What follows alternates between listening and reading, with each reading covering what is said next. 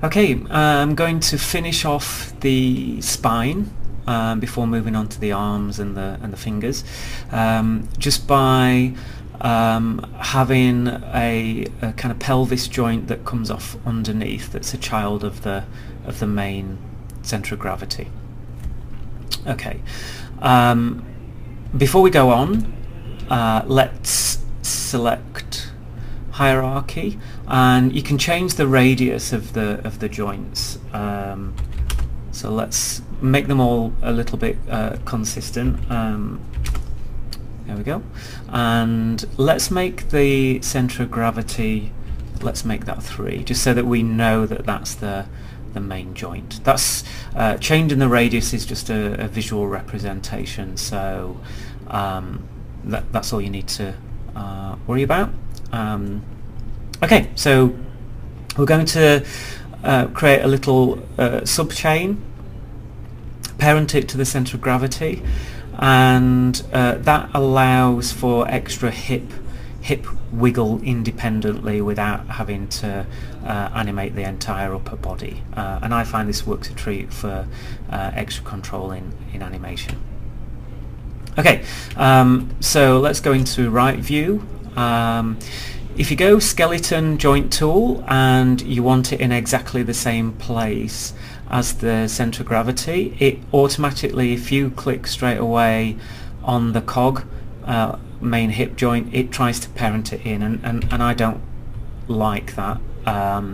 So what I tend to do first is just click anywhere off screen, off the model should I say, and that basically means that I'm not going to start it there, and so Maya won't automatically try and parent it in. So that's just there as a temporary parent. V-snap to the cog joint, and then just click the termination of the pelvis underneath, and press return, and go back to the perspective view. So that parent here is literally it was just a means of not automatically parenting it in, and I want that control later just to make sure my joints are okay. So once that's done, I can literally, if I shift click and expand that joint chain, it's joint 2. So I want to break it, break joint 2 and joint 3 off that main parent. So to unparent, it's shift P, and as you can see now, that main parent joint is standalone, and then I can delete it. So that was just literally there as a test. Let's call this bind underscore pelvis JNT, and let's call this bind underscore pelvis end. I shall hide the polygons.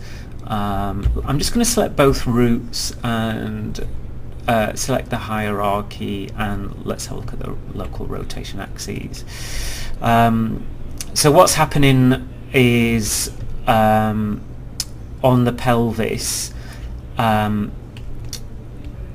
the z-axis is pointing right, whereas on the main cog the z-axis is pointing left, and I'm actually happy with this, basically because it's an inverted chain, and so if I select, if I just show you the benefits of orienting the joints the right way, if I select them all and then rotate in the z-axis, they all rotate consistently. Okay, so I don't get any concertinaing of the joints. They all rotate nice and consistently. So for the animator, if they're animating in FK, that's just easy to bend the torso and the neck over like this. And as you can see, the pelvis is curling under as well, and that's the behaviour I want. So just undo that, and literally that's why that joint is facing the other way around. Okay. So that's all good.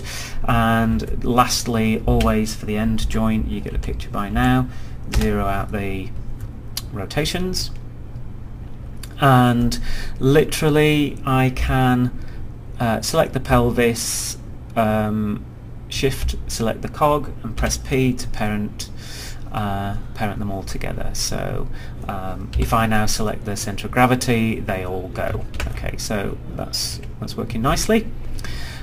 Just lastly, select hierarchy, turn off local rotation axes. So let's have a look at the hierarchy. So I've got the belly going one way and the pelvis going another way. Okay, so that's all good.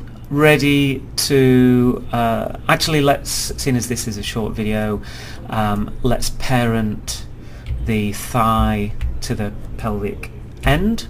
Okay, so that's done that, and what I can do now is let's just press F. So I'm using underscore left to signify the left side, and let me just show polygons. So I want to mirror the joint chain of the leg. So select the thigh and skeleton mirror joint. Okay, now the mirror axis, sometimes this is a little bit confusing, is Y, Z, and that's because Y is going up and Z is coming forward. So that's the mirror plane that's defining. So that's the mirror axis that I want to mirror across. And here, because I'm using left underscore, I can replace with right underscore, and it will automatically name things for me. So that's a really good function of this mirror joint tool. And we want to mirror behaviour, and I'll show you why in a minute. So just click on mirror, and literally what we should get now is, if I Control A, that the bind thigh right, so it's named everything right joint, and the mirrored behaviour will do the same for the arms when we set those up, is that literally the legs and arms will work as a mirror, so the animator can take advantage of this behaviour in the animation rig. So that's all working quite nicely, and I'll save that and then we'll work on the arms.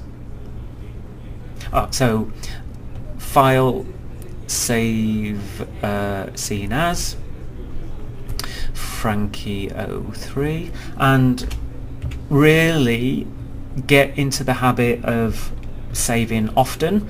I always think save at the point that you don't want to, if anything happens and Maya crashes, you don't want to repeat it. So save at the point that you're happy with, like treat everything as kind of steps as you progress forward. Save often, and you can always come back to it. Okay, so we'll set up the arms in the next video.